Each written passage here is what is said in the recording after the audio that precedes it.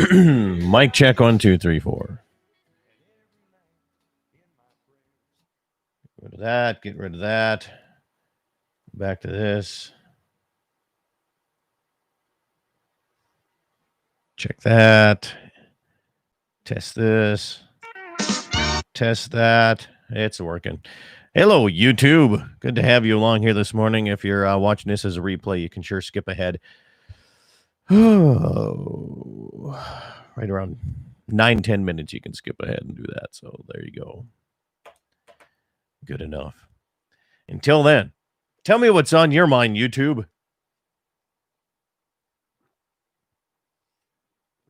Oh, good stuff. Coyote tournaments all over the place. Make sure I got all my stack of information. Check this out. Good morning, Waylon Turnus. Happy New Year, buddy.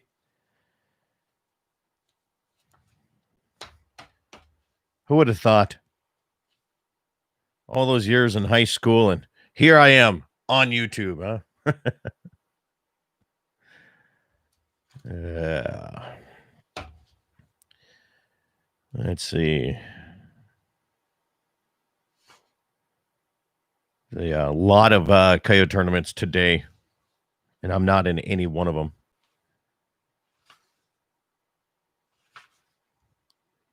Good grief. Okay. Here's a stack of just the ones that are today. Kill them all, man. Kill them all. All right. Living the dream, baby. Yeah. Sitting in a little bunkhouse. Too bad I can't make a living on this. Sitting around talking.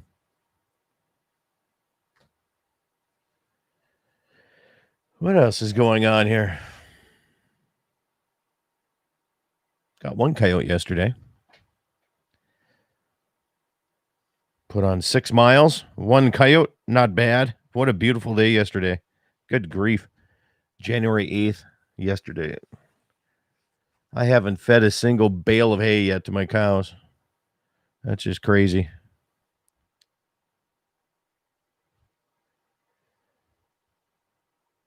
You got some fog, Greg. You got some fog? I haven't even looked out here this morning. Now you got me curious.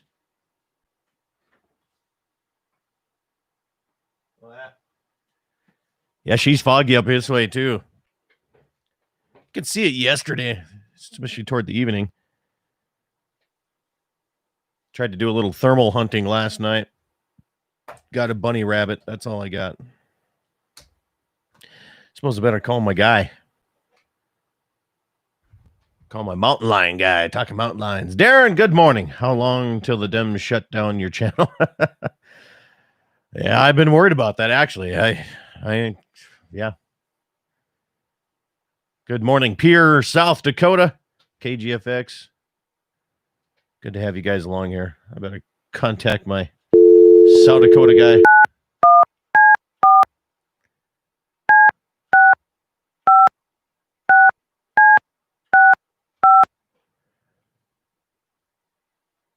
Let's see if he's there.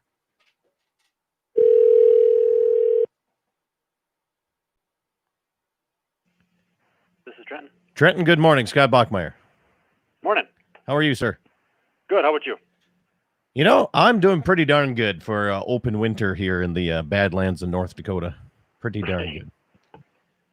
I'm kind of scared a little bit. We wouldn't mind having a little bit of snow to make sure we have a little bit of moisture going into the springtime. But what do you do? How's everything your way? We're kind of in the same boat here. Started out pretty dry last fall, but yeah, we had a snowier September and October than we did November, December. So yeah, well, you guys get a little bit more moisture that way. Yeah, I think there's parts of the Black Hills have snow now. We got a little dusting last night, so most of the Black Hills should be covered. But it's dry. Yeah, ranchers are getting concerned at this point. Yeah, was it last weekend? You don't think you have to carry your fire flapper on your pickup with you, but last weekend across the river from me here, somebody decided to burn their fire pit or garbage pit, and it got away from them. And holy moly, there was 4 different fire departments responding to that thing. Barely got it shut down. Wow. Pretty rare. Yeah. Rare to have that in January, but what do you do? Well, we're going to go start here in a few minutes, and then, like I said, we have a 5-minute break at 7:15. Okay. And what have you. So if I accidentally have to cut you off or something like that, it's not because I'm trying to be mean about it. I'm just trying to keep on time. Yeah. What else is happening? Rapid City has, you don't have the restrictions like we have up this way. That's why we have a place in Leeds, South Dakota, man. We spend more time down there during the pandemic than I did up here. Yeah, we've been pretty fortunate. In fact, we're still planning to have our stock show and sports show here coming up in a couple weeks. So yeah, good. Yeah. Well, if people are scared, stay home. If they're not, go ahead and support that. That's all right. Exactly. Yep. Yeah, I don't know what I'm sure the restaurants and small businesses are certainly hurting more than they normally would be, but I think they're a lot better off than a lot of other places. Absolutely. I talked to where did I go? The Knuckle in Sturgis. Yep. We're just went in and had a little bit of lunch, and we were the only ones in there at that time. And I talked to Scott Jensen was his name, one of the managers at the Knuckle, and I asked him the same thing. I said, as a business owner, I said, you see on the news, everybody's condemning, Kristi Noem isn't doing this, and she should have did this, and the business owners, every single one that I've talked to said, hey, we love it. We can actually run our business here and be able to make a little bit of money instead of closing everything down. So it seems there's 2 different sides to every story, it seems, and I think the national side of news should get on top of it a little bit better, interview some of the business owners. Yeah, and of course, South Dakota and North Dakota are both making headlines when we were the top of the nation, but now that everything's calmed down and we're kind of getting back to normal, you don't hear about that anymore. Oh, no. One-sided news all the time, it seems to me. Yeah. What do you do? Well, we're going to be starting here in, about 2 minutes. We're also live on Facebook, my Facebook live channel. So there you go. Okay. Anybody has any questions, they can always go back. It's saved on my YouTube channel as well. But coyote tournaments, man. There's a lot of coyote tournaments around the countries. Are you guys still, your fur still okay up there? Yeah, they look good. Went out hunting yesterday, and our coyotes still look really nice up this way. Yeah. We had some during our muzzleloader season in December. We're already getting rubbed pretty bad. Is that right? Yeah. I'm having a terrible year snaring, though. Really? No, I always do fence line snares. Oh, sure. And there's no snow and no tracks, nothing. So go out and call them in, I guess. All right, Trenton. So we got about 60 seconds here. I'm going to turn you down here. I'm going to take care of a couple things with the radio stations. Okay. Sure. All right, stations. Let's see here. Make sure I got my poop in a group as well. And go from there. All right. Stations, 45 seconds. 45 seconds on mark. 45 seconds. Darren Munn ran to Sydney, Montana. Yes, and now to trace the snow from Hazen to Sydney. Yeah. In San Francisco, the oldest bar of the Mississippi is about to close. Huh. West of the Mississippi is about to close. Really? Yeah, that's what happens when you get... Everybody tells you how to run your business, I guess. Hey, Greg Siemens, if you're still watching and you're listening here and you're watching on YouTube, what do you think the cattle market's going to do here in the next year? Are we still going to be at, 10-second stations, 10 seconds?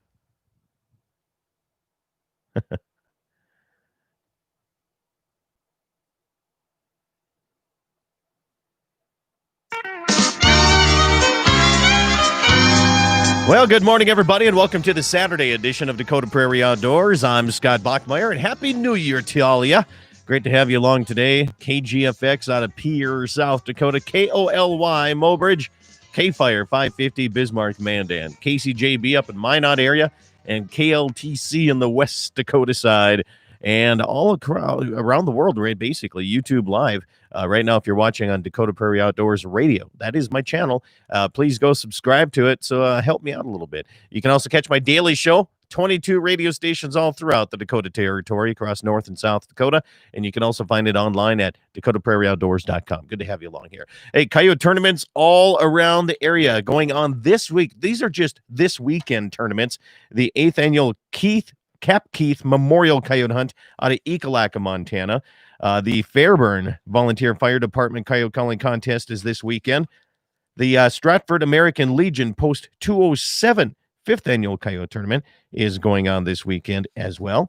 The 9th annual Garrett Houghton Benefit Coyote Hunt and Chili Cook-Off. Speaking of which, here I got a text from Riley Schriefer, and he says that so far, just this morning, 59 total teams have entered, and right around $6,000 is just right now, has been raised to go to Garrett Houghton's benefit fund. Plus, the chili cook-off type of thing that they're having along with this, there's fry bread. Somebody donated a whole bunch of fry bread with the chili. So if you want to go up there and have a little fun with that, you sure can stop in and do that. The 19th annual North Dakota Coyote Classic in Dickinson, North Dakota is going on today. Jamie Olson and the CoyoteHunter.net guys are up there hosting that. They did a night hunt. I believe it started last night, and 2 different tournaments. They're doing a separate night hunt along with the day hunt going on today. And the 2E Fabrication Predator Hunt in Sanborn is going on this weekend. And there you go. So a lot of coyote tournaments going on this weekend alone. And good luck to you guys if you're out there hunting coyotes right now, listening, waiting for that sun to go up. And there's a lot of fog up in my neck of the woods, so hopefully it doesn't affect you. On the phone line with me today is the Regional Terrestrial Resources Supervisor out of South Dakota Game Fish and Parks, Mr. Trenton Heffley. Good morning to you, sir. Morning, Scott. That's quite a mouthful of a title there, isn't it? It is. You know, I don't know how you fit that on a name badge walking around with that. Maybe that's... Yeah, we figure out ways to truncate it for sure. Well, you got to have remember that Cheers episode where it's like, we're gonna fire you, but no, we wanted a raise, but instead of giving you a raise, we gave you a title, and they were just plumb happy with that. Maybe that's something we need to look at. 2021 is just giving everybody a title instead of a raise out there. Maybe that. There you go. Yep. Well, I wanted to have you on the phone here on my show this morning, and I got people sending text. If you want to come in and if you have questions, comments, or concerns, you want to talk to us and discuss. Right now, we're going to be talking mountain lions a little bit here, but if you want to talk anything fur bearing in South Dakota, feel free to give us a call. 888-932-5682 is the toll-free number. That's 888-932-5682, or it's easy to remember, 888-9-DAKOTA is the what it comes out to that way. But mountain lion season started out December 26th in South Dakota, and so far I'm looking at the results here, Trenton, and you guys are having a pretty good start to it, even though probably not the best tracking conditions in the South Dakota area it's kind of an open winter right now, and you got a little bit of snow. I mean, there's more in the hills. I've seen that some other areas is lacking a little bit of snow. Yeah, catching some pretty opportunistic snows. Like we usually see at the beginning of every season, we got guys just eager to get out and get started. We do track kind of, harvest rates and how quickly our lions coming in on any given year. And just looking at the graph here, this would be about maybe the 4th or 5th quickest we've gotten to 16 lions or 14 lions. Yeah. So certainly, faster than years past, but not the fastest we've ever done it. Do you see the same type of people hunting lions each and every year, or do you start seeing some new people getting involved in this? Yeah, I mean, there's certainly the guys that come back and their names show up on the list every year, every other year kind of a thing. But it's also a lot of new folks. There's a couple. There was a husband-wife combo. Actually, both have harvested lions already this year. Sounds like mountain lions were the first big game animal they ever harvested. That's awesome. In South Dakota, it's resident only, right? It is still resident only, yep. And you can only get one per season? It'd be one per, now it's not even technically calendar year because we start our season on December 26th. But it's a big game. We consider mountain lions big games. So you buy one adhesive back license, and once you wrap that around a leg, then you're done. Okay. I was just looking at the graph here. There's 14 lions taken. I see a 7.5-year-old that was taken on the 6th of January here, and that It's a female, and you don't usually see lions get to be 7.5 years old, do you? I mean, this is for me, this is one of the first times I've seen an old one like that. Yeah, so we do track age. That's one of the metrics that we use to kind of give us an indication of potential over-harvest, under-harvest, population changes. Yeah, by and large, all of our lions are less than 4.5 years old, but we will occasionally have I remember in 2018, we had a 13.5-year-old female come in. There's been some 8, 9-year-old females. So yeah, we'll get, for as heavily hunted as the Black Hills lions are, we do occasionally get one that slips through the cracks. So how do people mostly go after lions in the hills? I mean, it's very, very wooded area, Lawrence County. I spend a lot of time down in that area, but you guys allow dogs to track them down season long, or is there certain seasons like North Dakota has the first part of the season you can't use dogs, and then the second part of the season you can? So outside of the Black Hills, our season runs year long, and you can use hounds. Okay. Aside from that, the only time you can use hounds is if you draw a special Custer State Park access permit. So we alternate. There's a hound season and then a boot season, and a hound season and boot season. It runs every 2 weeks throughout the year.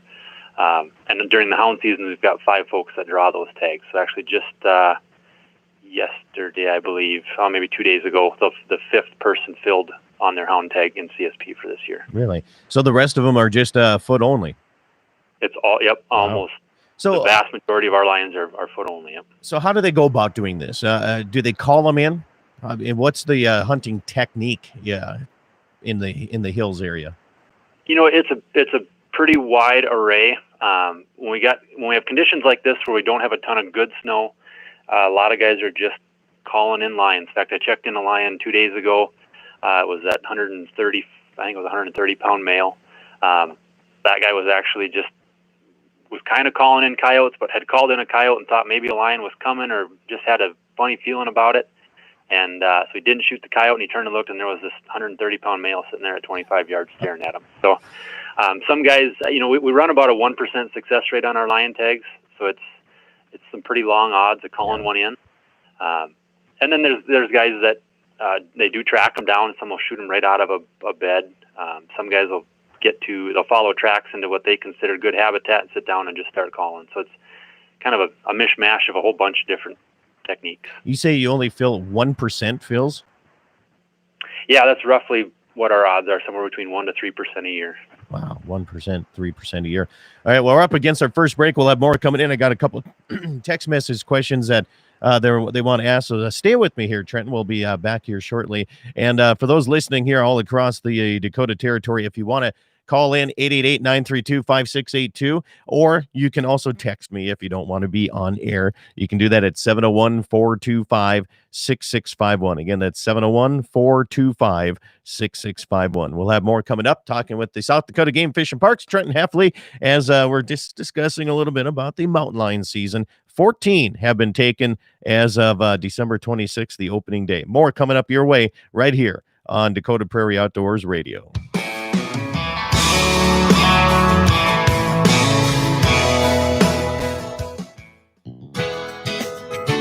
Dakota Community Bank and Trust provides ag loans for all stages of growth, from seed to harvest. Our expert agribusiness lending staff specializes in loans for livestock, equipment, vehicles, and operating. With our roots in agribusiness lending, you can be assured that our lending staff will provide you with prompt and reliable service. In other words, our ag loan officers will always keep your best interests in mind. Stop by your local Dakota Community Bank and Trust today. Equal housing lender, member FDIC. The 21 Angus Ranch annual Top Cut Bull Sale coming up on Saturday, January 30th, 1 p.m. Mountain Time at the ranch southeast of New England. Selling 159 Top Cut bulls, including 57 sons of Sitz Logo, 41 sons of Tex Playbook, and 61 sons of Baldridge Alternative. Bid online at dvauction.com. Join me southeast of New England at the ranch, 1 p.m. Mountain Time, Saturday, January 30th, for the 21 Angus Ranch Top Cut Bull Sale. For more information and catalog, go to 21angus.com. 2021 is certain to be an exciting new year with lots of optimism in Pifer's land and equipment markets. Pifer's equipment auctioneers are currently booking sales well into the spring and summer of 2021 and are providing lots of options for you to turn iron into cash. Whether you'd like to host a private retirement auction or if you'd like to participate in one of our regional auctions at one of our state-of-the-art facilities in Bowman and Steele, North Dakota or Sioux Falls, South Dakota, contact a Pifer's auction associate today for a free consultation. From all of us at Pifer's, here's wishing you a happy holiday season and a prosperous new year. The Wassum Red Angus, Schriefer Red Angus, and the Pavlenko Simmentals invite you to their annual bull sale Thursday, February 18th, 2 p.m. Mountain Time at the Wick Sale Barn south of Richardton. 45 Red Angus bulls, 32-year-old Red Angus bulls, 15 Simmental bulls, 100-plus commercial open Red Angus replacement heifers, and 8 registered Red Angus bred heifers. For more information, go to wassumredangus.com. The Wassum Red Angus, Schriefer Red Angus, and Pavlenko Simmental annual bull sale Thursday, February 18th, 2 p.m. at the Wicks Barn south of Richardton. Our outdoor heritage is important to North Dakotans, and the state's oil and natural gas industry is advancing the possibilities for conservation. The North Dakota Outdoor Heritage Fund receives up to $40 million per biennium from oil and natural gas taxes. The industry is reclaiming land for future generations, and it's developing our state's natural resources in harmony with our great outdoors and wildlife. North Dakota Oil and Natural Gas, advancing the possibilities. Brought to you by the North Dakota Petroleum Foundation. Rockin' 7W has all the panels you need. Freestanding panels, windbreak panels, feeder panels, and the original protester panel. If you don't know what that is, it's a sort panel that makes sorting calves from a cow a breeze. You can do it in a fraction of time with just one person on foot or horseback. You can custom order sizes to fit your current operation, or you can start from scratch. Rockin' 7W also does trailer repair on any size trailers, mobile welding, and custom cattle hauling. Call Justin at Rockin' 7W at 701-206-1030. That's 701-206-1030. Rockin' 7W, the farmer and rancher's go-to guy. Western Frontier Insurance. Agents that understand you, your needs, and the community. Whether you're looking for coverage on your farm, ranch, home, or auto, you can trust that Western Frontier Insurance will find you a combination of price and coverage that works for you. No fancy jingles, no talking boxes or animals, just good neighbors helping to keep you covered. Western Frontier Insurance. Offices in Hazen, Washburn, and Wilton. MoPro Guide Service, the best on Lake Oahe. Brent and his staff will give you the most enjoyable fishing experience, always having the latest in electronics, gear, and the most comfortable Lund boat on the water. Fish with somebody who lives in Mobridge, South Dakota, the heart of Lake Oahe. If you need a place to stay, the Morest Motel has newly updated rooms with free internet, a family-owned and operated business. Go to OaheWalleyes.com. That's OAHE Walleyes.com for the best fishing experience Lake Oahe has to offer. Your home isn't just your biggest investment, it's where you live and where you love. Dakota Community Bank and Trust makes it easy and convenient to find the best loan program and most current rates available. Whether you were house shopping as a first-time buyer, thinking about new construction, refinancing your mortgage, or remodeling, we offer the assistance of an experienced live mortgage officer. You can find our mortgage team through bricks or clicks, in person or online, anytime at dakotacommunitybank.com. Equal housing lender, member FDIC. On that road, but don't you worry, one day I'll settle down, and when that time comes, I hope you're still around. I hope you're still around. Welcome back, everybody. You bet. Saturday edition, Dakota Prairie Outdoors. I'm Scott Bachmeyer. Good to have you along here across the Dakota territory. Yeah, betcha. Text came in and said, hey, the second leg of the Triple Crown based out of Faith, the big quest, the big West for Quest Hunt. You bet. It's the second leg going on today. Good to have you guys listening in the Faith, South Dakota area. Good to see you. It's been a while since I've been in the Faith area. And Trenton Heffley from South Dakota Game Fish Parks is with me here today. Trenton, you're back with me here? Yeah. Okay. Yep, I'm here. All right. Good to have you here, guys. I'm my own producer here. You know, like a lot of these big radio shows, they have producers that keep answering phone calls and doing all the work. I'm just sitting here doing it all myself. So I want to make sure you're here. Hey, a question came in. It says, can you use thermal imaging scopes on cats, and does it work spotting? So what's the rules in South Dakota? So they're a big game animal, so you have to hunt them during, from half hour before sunrise to half hour after sunset. Okay. I'm not terribly familiar with thermal scopes. I wouldn't think you could get one to work during that time frame. But yeah, I guess that'd be the answer there. Okay. But if somebody had one and using it in the daytime, just maybe to scan trees or the ground and seeing where those hot spots are, it's not illegal to do that, is what you're saying. That'd be a really good question for a game warden, in all honesty. So our thermal stuff just changed here recently with hunt coyotes and night vision and stuff like that. And there's probably some caveat to seeing it on private land, or I just don't know the ins and outs of that well enough. So if you're listening in South Dakota and you want to use thermal, just check with your local game warden and they'll let you know what's happening on that. So you guys set a limit of 60 total lions here, unless the first 40 female are taken, then the season closes. And that's been kind of the norm here for the last few years. How do you guys judge population of what you feel you have for the amount of cats in the hills? So we do, there's probably 6 to 8 different metrics that we track. We do a December DNA darting effort, so we'll bring in 3 or 4 houndsmen. We'll try and pull DNA samples from as many lions as we can. And then we pull DNA off of every hunter harvested lion, and we compare the number of DNA samples then that get returned in our hunter harvest, and we can kind of come up with a rough population estimate. We also use our age of our adult females, number of removals from the game fishing parks over the course of the year, number of removals from the public over the course of the year, number of reported and confirmed sightings. I mean, there's a whole bunch of things that we track just because lions are so elusive and so hard to keep track of. There's no way we're going to hang our hat on just one thing that's going to tell us whether lions are going up or down. Yeah. So what does it look like, in your opinion? Do you have a pretty stable population right now? Yeah, I would say over the last 2 to 3 years, we'd probably call it stable to maybe even slightly increasing. Okay. Obviously, last year we had a much higher harvest than we have previous years. So, probably stable would be a good answer. So does it usually end up getting 60 cats, or do you tap it out at 40 females? What usually comes first? Season end date has come first in almost every lion season since 2020. Yep. And the end date is April 30th for those listening here. I'm looking at, some of the cats that were taken out of the 14 that you guys publish on your website. A lot of them under that 3 years of age. Is that pretty typical?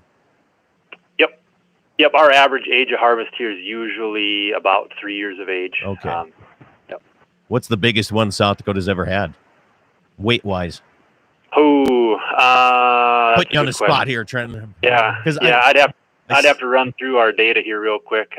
Probably 160 pounds, somewhere in there. Because I see this 139-pounder that was taken in Custer County and on the first of the year, and that's a good-sized cat. I mean, we had one here on the ranch that a guy took a few years back, and it was a 121-pound female.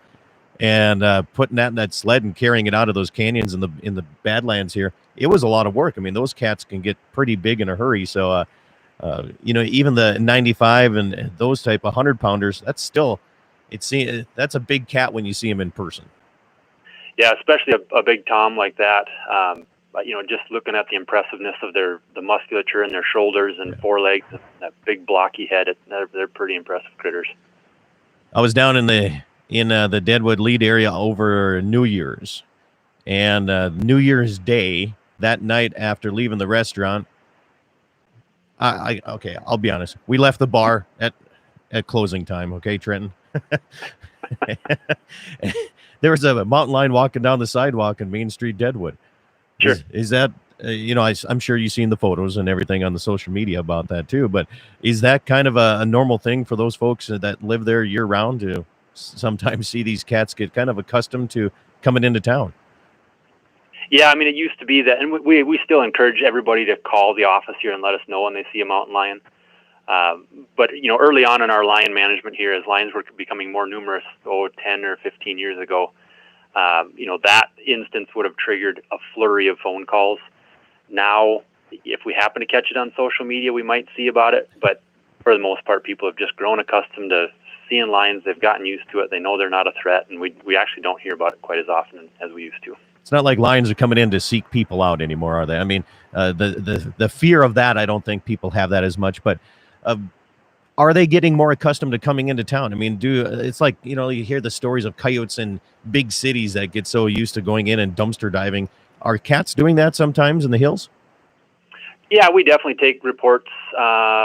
It's probably a couple reports a month of people seeing lions in town. Most often it's somebody who was out at 2 or 3 in the morning. They just happen to see a lion cross the road. So I'd bet, more often than not, we've got lions kind of coming in and out of town. They, you look at the way our cities are set up, especially in and around the Black Hills, it's a small little developed area in great lion country. So the lions just walk through it, roam through it, and as long as they're out by daylight, nobody usually ever sees them. Yeah, they're pretty elusive. And you have a lot of hiding spots down there that way too. So 14 lions are on the record pace here. Is there any chance that the lion count's going to be taken before April 30th, or you're just thinking we're going to end that? I mean, do people get excited about the season right away and then they just kind of lose excitement during the later part, or how does that work? So we finished the season last year with the season extension now to April 30th. We harvested 52 or something like that last year. So we got really close. Yeah, you did. And looking at the dates here, we didn't harvest a lion the last 15 days of the season. So there definitely is a potential to get to 60 or 40 females, I guess. I think we had 25 females or something like that last year. Does the fur is it like coyotes? Does the fur kind of get a little bit thin in the springtime, or how does that work on cats? I want to get one myself. I've never had the chance of getting one, but I don't know how the fur works on that. Is it like a coyote where they start rubbing and shedding? No, so you really won't notice much of a plumage change. Maybe through the belly, they grow some longer, thicker hair in the wintertime. But a December cat doesn't look altogether different than an April cat. Okay. Well, I appreciate you coming on here and taking time on a Saturday. I know it burdens some people once in a while, but I really do appreciate you taking a little bit of time. If people have questions or comments, they want to get in touch with you, and maybe a first-time hunter wants some information, how do they get in touch with you? Quite honestly, best way to do it is just call our regional office, and that number is 605-394-2394.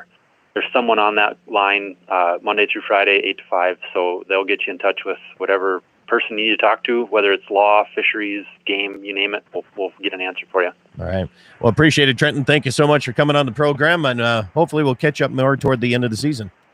That sounds good, Scott. All right. Thank you a lot. Appreciate it. Trenton Heffley, South Dakota Game, Fish and Parks, the Regional Terrestrial Resources Supervisor. Hey, I want to remind everybody today's show brought to you by Action Motorsports. That's right. Britt is going to be there in 30 minutes. He's going to be opening the doors. And I'll tell you this right now. Get yourself a new Ranger, or at least get on the list. A Ranger, a General, or a brand new Sportsman four-wheeler. They have everything you'll ever want right there. Air conditioning.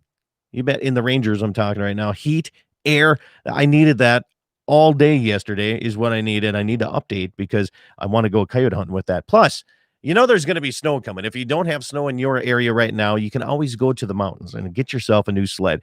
Action Motorsports on the Strip in Mandan, North Dakota. We'll be back on the second half of the program talking a little bit on the coyote side of things here. We have the state fur auction coming up here next weekend. I'm going to be the auctioneer for it. So if you're in the Bismarck area, make sure to come in and see what's happening in the fur industry. We'll be talking to Bruce coming up next on Dakota Prairie Outdoors.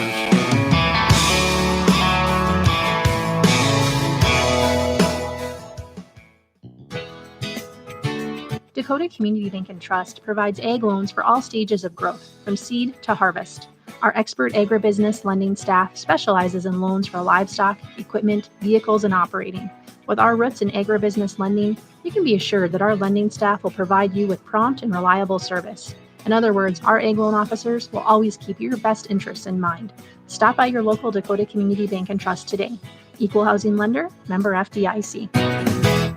The 21 Angus Ranch annual Top Cut Bull Sale coming up on Saturday, January 30th, 1 p.m. Mountain Time at the ranch southeast of New England. Selling 159 Top Cut bulls, including 57 sons of Sitz Logo, 41 sons of Tex Playbook, and 61 sons of Baldridge Alternative. Bid online at dvauction.com. Join me southeast of New England at the ranch, 1 p.m. Mountain Time, Saturday, January 30th, for the 21 Angus Ranch Top Cut Bull Sale. For more information and catalog, go to 21angus.com.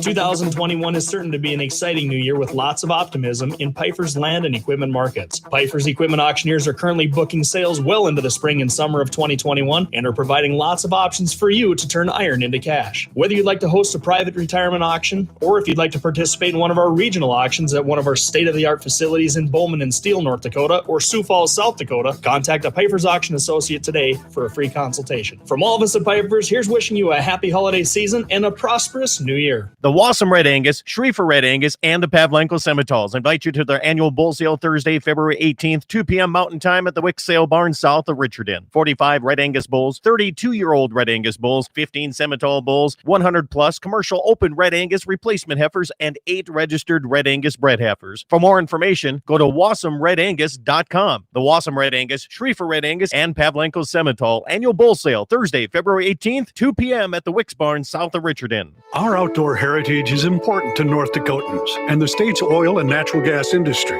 is advancing the possibilities for conservation. The North Dakota Outdoor Heritage Fund receives up to $40 million per biennium from oil and natural gas taxes. The industry is reclaiming land for future generations, and it's developing our state's natural resources in harmony with our great outdoors and wildlife. North Dakota Oil and Natural Gas, advancing the possibilities. Brought to you by the North Dakota Petroleum Foundation.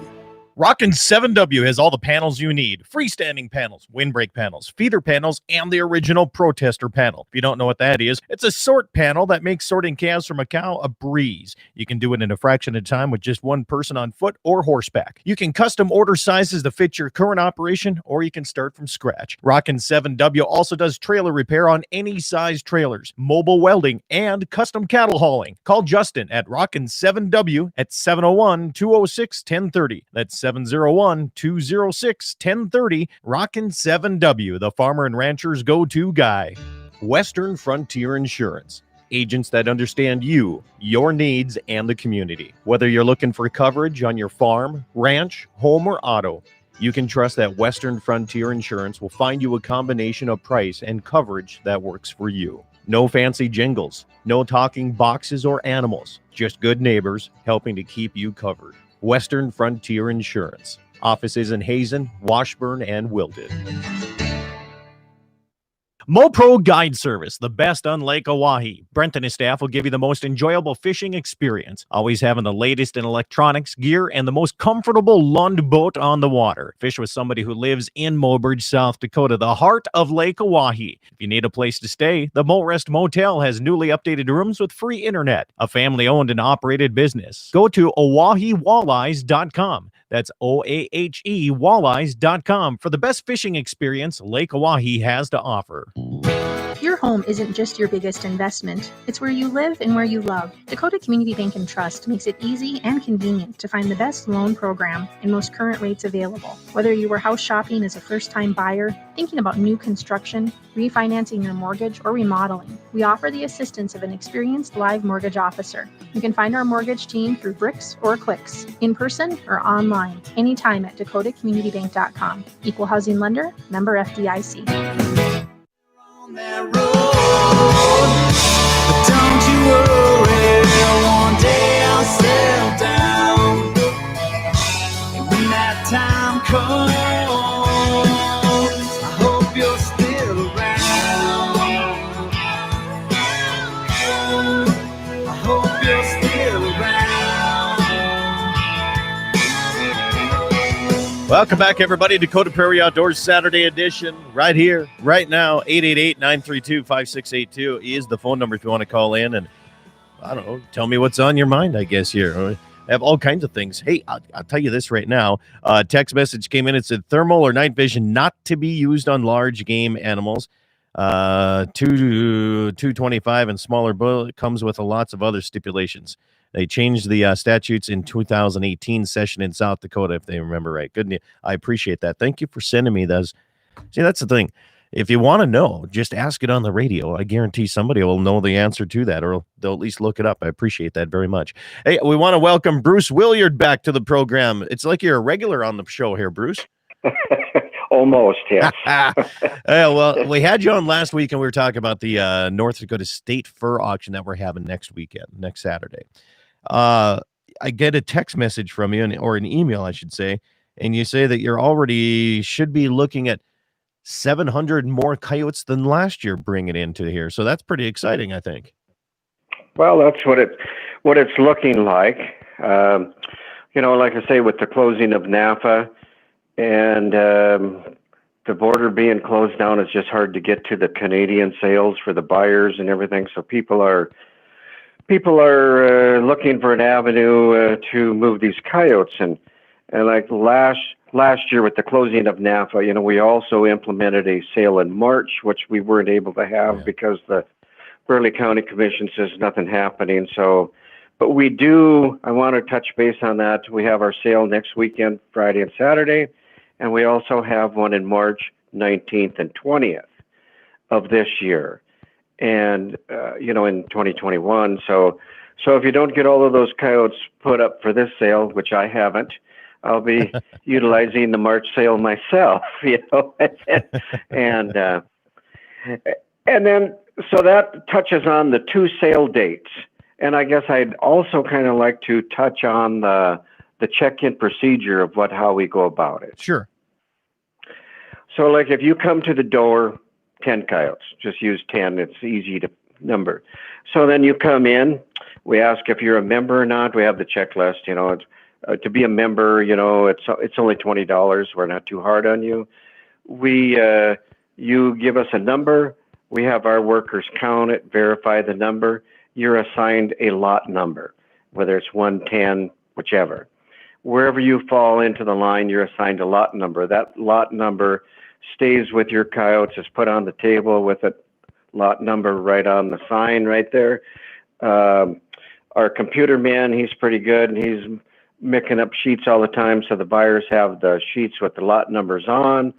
They grade them, they look at them, they decide what they can pay for them, and when we sell, we're just selling lot numbers. The buyers are all set up right in front. And then one other thing, when you do come in to sign up, then you're asked, what would you care to see? What would you like for a minimum bid? A reserve price, whether it's $80, $100, whatever it is.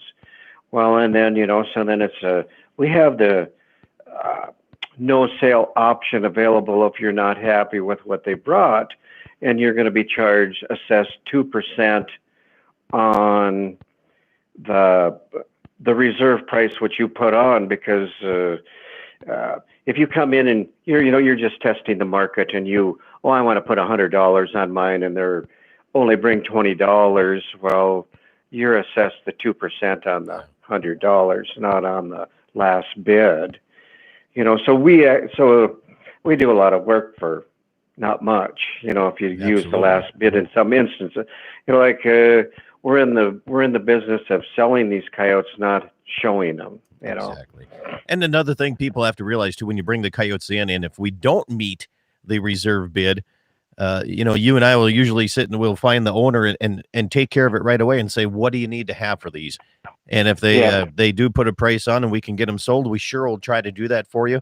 And if it just doesn't work out, it doesn't work out. That's just how it is sometimes. But we do what we can to get them sold for you. Now, you were talking about the Canadian market. It's hard with the borders closed and the COVID restrictions and all that was going on last year. I remember reading on the one of the Predator websites that I follow quite substantially here is the amount of people that weren't able to go to the auction, so they tried to bid online, and it didn't really work out so well for them because they weren't there. They wouldn't, they couldn't go through the furs. They couldn't grade them themselves. They didn't know how it was going on.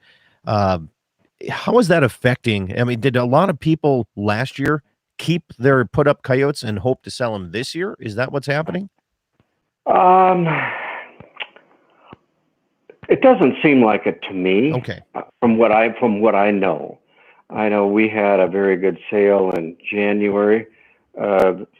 We've every year kind of crept up in numbers people that participate in the North Dakota Fur Taker sale, and like I say, last year with the closing of NAFA, so that's why we wanted to do the March sale, give them the March sale option, but that didn't work. So, and I know there was a lot of movement of coyotes because it was like 2 days before we were going to have our sale or get moved in, and all of a sudden they said, no, you can't have it. Well, geez, now what do you do? Yeah. I mean, it was it kind of threw a real monkey wrench in our organization, let's say, and then of course with that happening, we get so many calls. Well, are you having the sale this year? I said, well, yeah, it's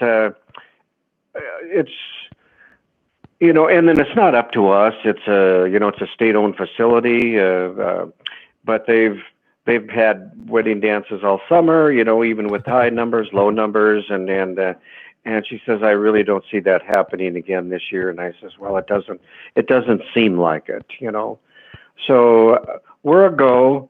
Our sale in January, like I say, it's and more people, than last year was the first year they couldn't use NAFA, and let's try this. Let's see how it goes, and then and of course last year our January sale was a nation high, historic. We'll probably never see stuff like that again, and so then I don't know.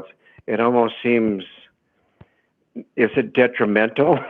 Because some buyers, oh geez, they just sell way too high there. I can't compete. I mean, so I don't know, good or bad, but I guess it was definitely on the fur market talk waves. What that sale brought last year. That was just incredible.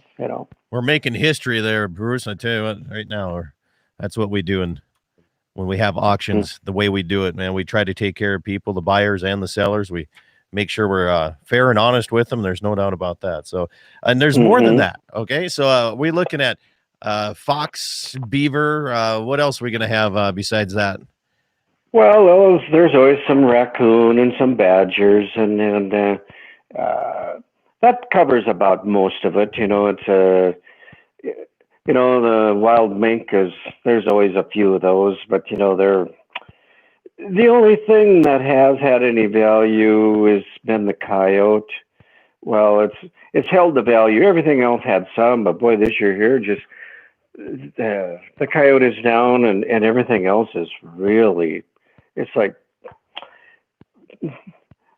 minimal. Yeah, minimal. So I was out hunting yesterday, of course, and got one coyote called in, and they're hard to see out here, man. I tell you what, the taller grass that we have, we don't graze our pastures very hard. I'll tell you that, because we're only 3 years away from a drought every year here. But they're tough to see coming in, and they can sneak in. But a lot of people have been telling me that the quality of fur has been going down substantially because of the open winter, and I'm not seeing that on the coyotes that I've been getting yet. What have you been seeing in your area? Well, I know that's what it seems like here with no snow. The coyotes, they still go just anywhere they feel like it, through the burr patches, through this, through that. And, I was catching some in November that were, you would have thought they were March coyotes, And so, it's way easier to trap without a bunch of snow. But snow, it just kind of,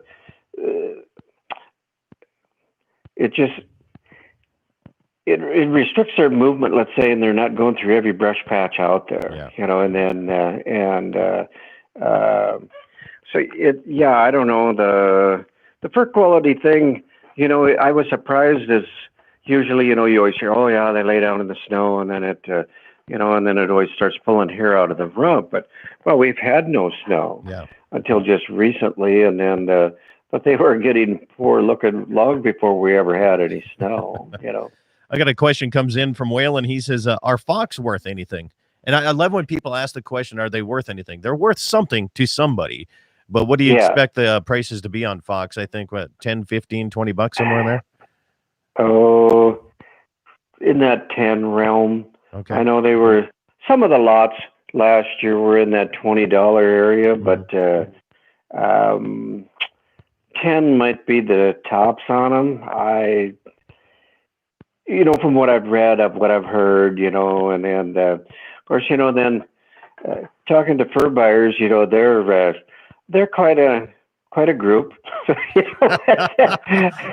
That's a good way to put it, Bruce. They're quite a group. And, nobody's going to stick their neck out very far to tell you a price just face to face, and then, it's an interesting conversation goes on there. What do they say? Isn't it true that all trappers and coyote hunters and fur buyers, they're immune to the coronavirus? Isn't that true? I'm sure it is. Yeah, I'm sure. Yeah. Mm-hmm.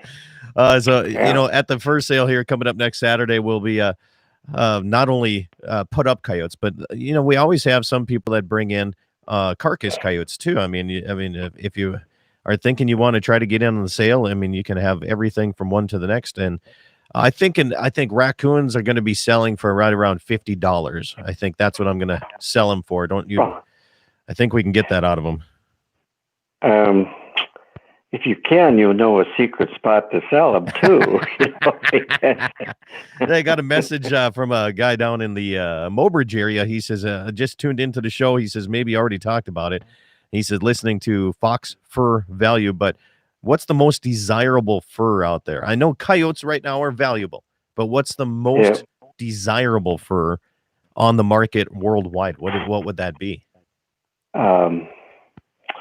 Well, I would imagine, if the coyote is is that the most desirable because it's the higher expense? I guess. I don't know. If it was if anything else was more desirable, you would think that it would bring more. Yeah. That, I guess that's quite a question. I really you look at like bobcat or wolf, or is that stuff, more desirable, or is it just more desirable because it's harder to find? Well, the wolf really is not a real usable fur, let's say. Is that right? Okay. It's a pretty coarse fur. There's some that are nice, but most of it, the real value is if you skin it, leave the feet on, and it goes into the taxidermy world. Yeah. For rugs and etc. And then and like with bobcat.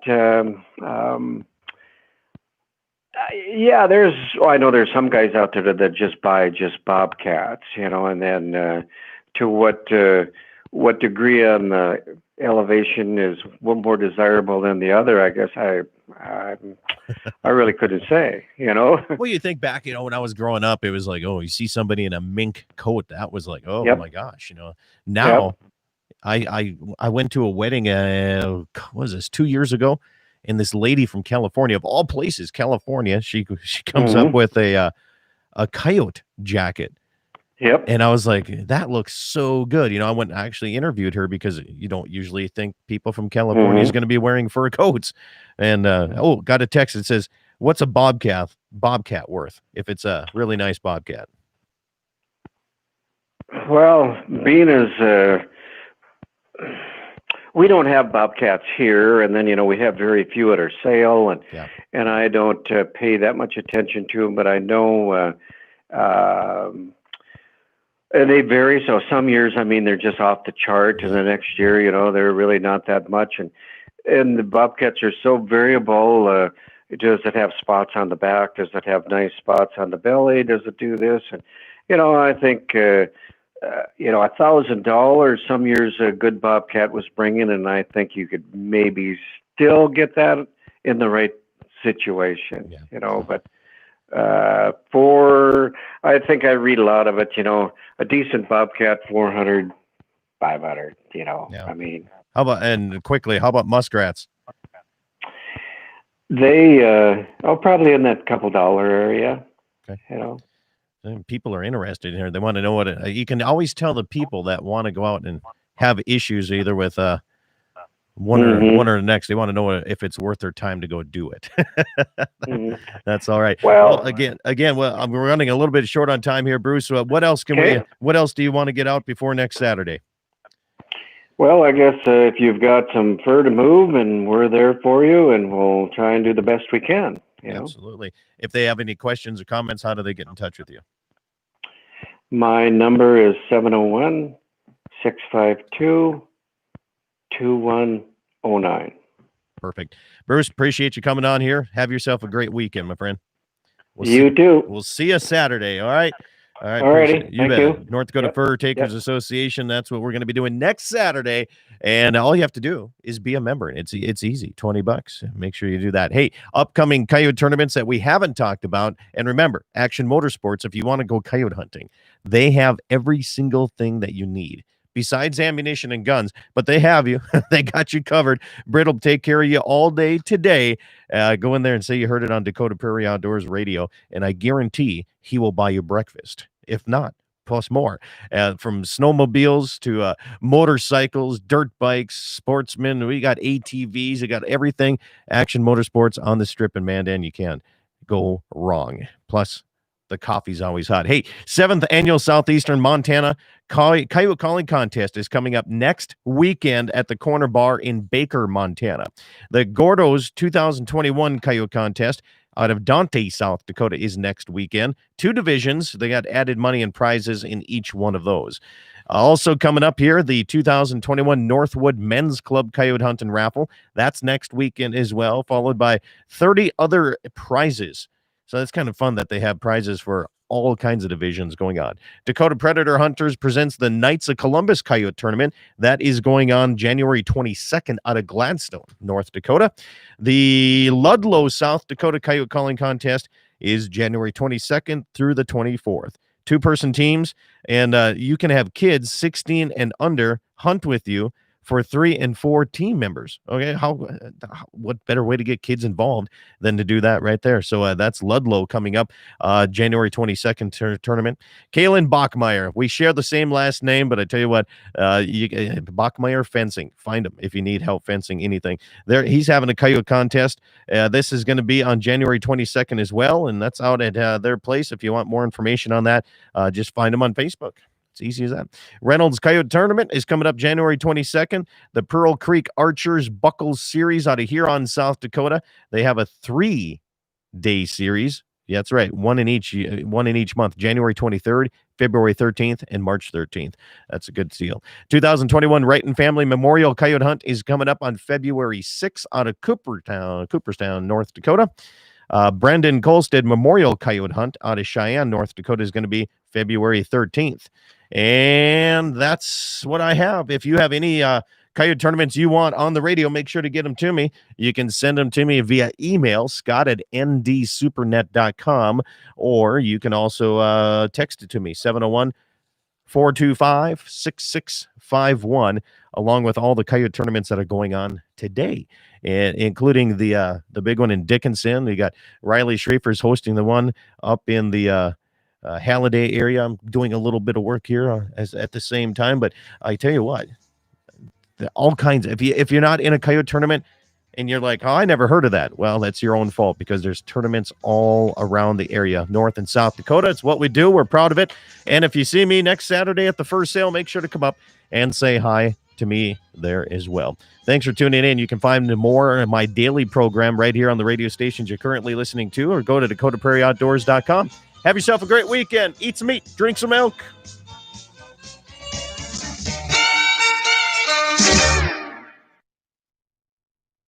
All right, radio stations, thank you guys once again for having me. You have yourself a good day. Appreciate it.